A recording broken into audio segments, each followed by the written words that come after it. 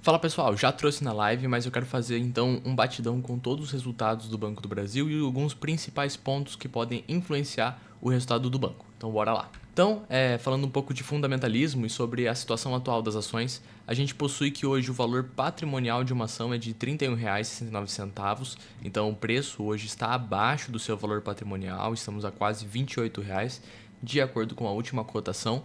Também temos um lucro por ação de mais de R$ 6,00, R$ 6,18, com uma rentabilidade maior que 20%. Ou seja, por exemplo, a gente tem uma Selic a 13%, 13,25%, enquanto isso o banco consegue trabalhar o capital do seu acionista a mais de 20%, e isso é muito bom. Sobre a rentabilidade dos ativos, também temos uma posição muito boa de 1,6%, lembrando que um bom indicador para os bancos é quando o ROA é maior que 1%. E os pontos fortes do Banco do Brasil é que ele é o maior parceiro do agronegócio, tem um grande market share na parte de consignado, pessoa física, que é uma das principais receitas do banco, é a maior administradora de recursos, então recebe bastante através de taxas de administração, e também é o controlador da BB Seguridade, que é uma empresa altamente rentável. Sobre os dividendos futuros, a gente já tem um dividendo do Banco do Brasil de 43 centavos para receber em março, no entanto, ele se trata sobre o exercício de 2024 ainda.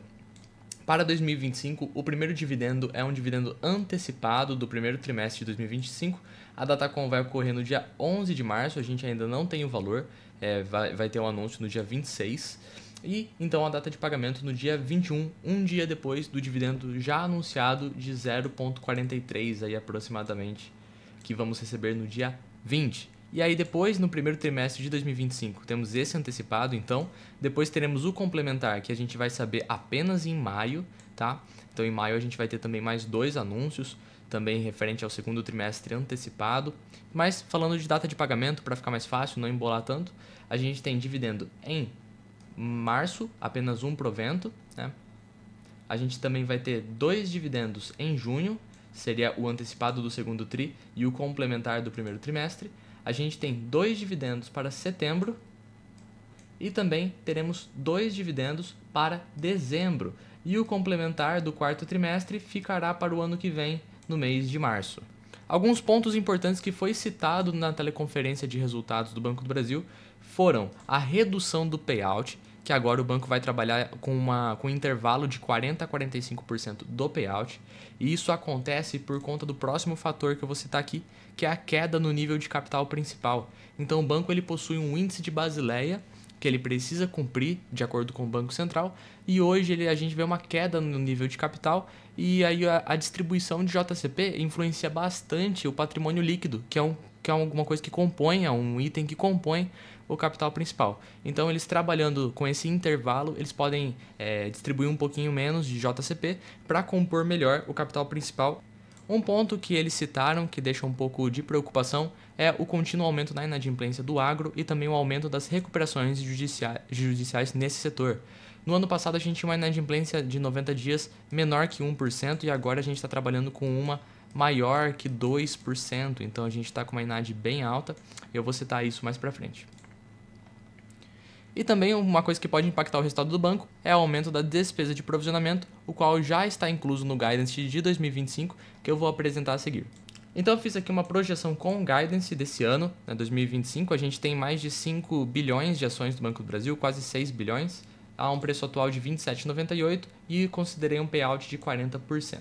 Então se a gente trabalhar com o chão do Guidance, o banco pode reportar um lucro de 37 bilhões de reais, e considerando seu valor de mercado atual de 160 bilhões, a gente tem um PL projetado de 4,33 vezes.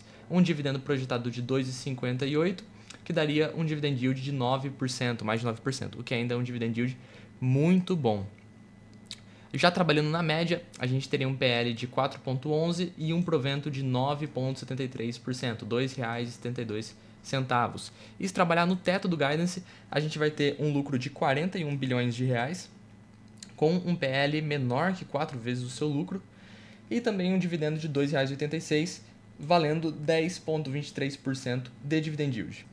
E aqui está o gráfico do Coifin que eu gosto de trazer, que ele relaciona o lucro por ação e também o valor de mercado do banco, que aqui, no caso, esse cálculo que eu cheguei em 160 bilhões, ele está multiplicando o preço atual da ação pela quantidade de ações, No entanto, aqui se eu pegar o gráfico do Coifin, a gente tem um valor de mercado de 138 bilhões de reais, então até menor que esse aqui que está sendo considerado aqui. E também nós temos um lucro por ação de R$ 6,18, que eu falei já antes, e a gente tem então essa diferença do lucro atual para o valor de mercado atual do banco. Mesmo considerando esses 160 que eu cheguei aqui, multiplicando essas duas informações, que esse número eu peguei no site do Fundamentos, a gente também teria uma diferença aqui do lucro para o valor de mercado.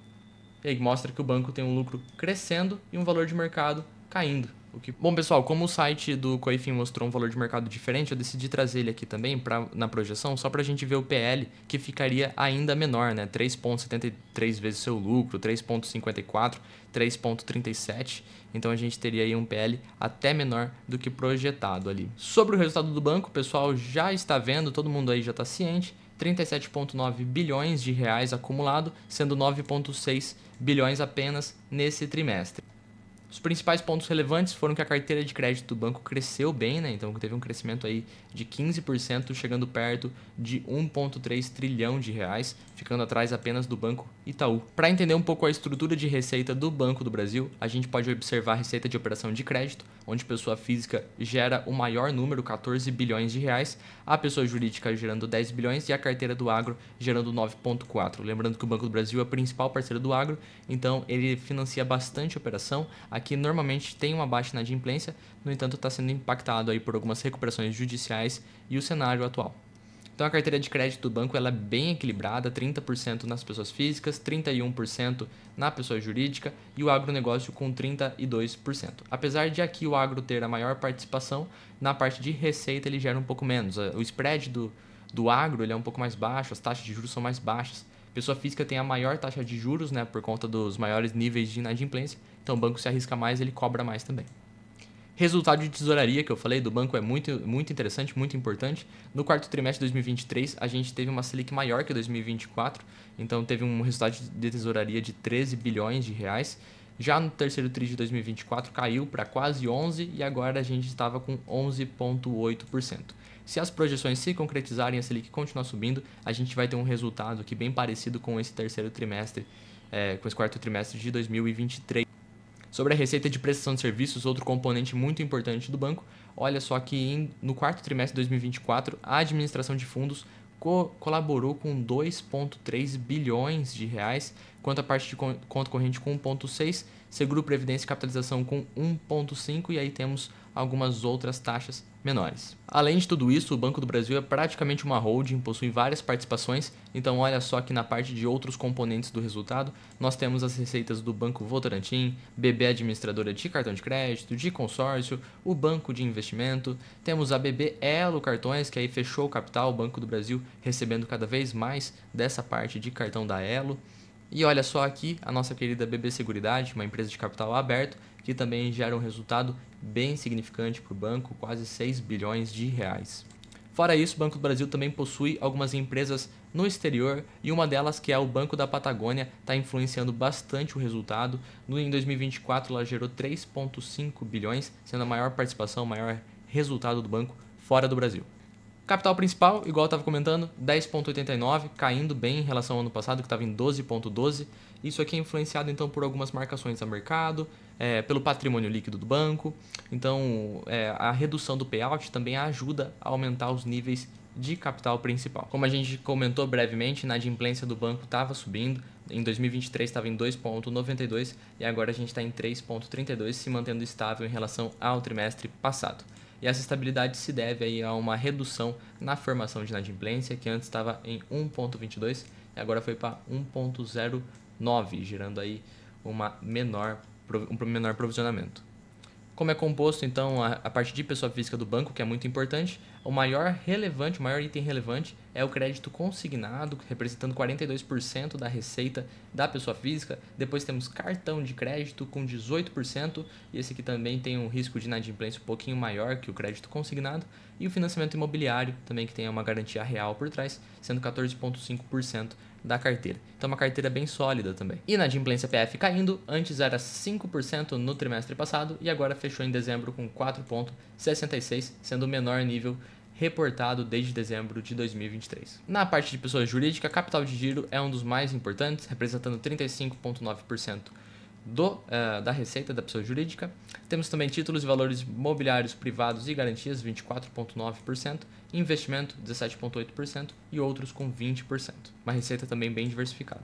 Importante dessa parte da pessoa jurídica é saber que a maior parte do crédito está na mão de grandes empresas que têm o menor risco de inadimplência, enquanto aí temos 27% nas micro, pequenas e médias empresas e o governo também tem 17% da carteira jurídica do BB. INAD da PJ estável, né? Então 3,51, bem similar com períodos passados. E agora a carteira agro, muito relevante para o Banco do Brasil. E olha só como que evoluiu a inadimplência. Era 0,96 em dezembro de 2023, cresceu para 1,19, 1,32. Em setembro saltou para 1,97, agora a gente está em 2,45. E é isso, pessoal, um vídeo bem curtinho de Banco do Brasil, só para a gente trabalhar um pouquinho do resultado. Para quem não viu ainda, assiste a nossa última live, que a gente falou bastante do Banco do Brasil. A gente comentou bastante alguns itens, trocou uma ideia. Live é apenas de 1 hora, então coloca aí para assistir, compartilha com seus amigos. Até a próxima e tchau!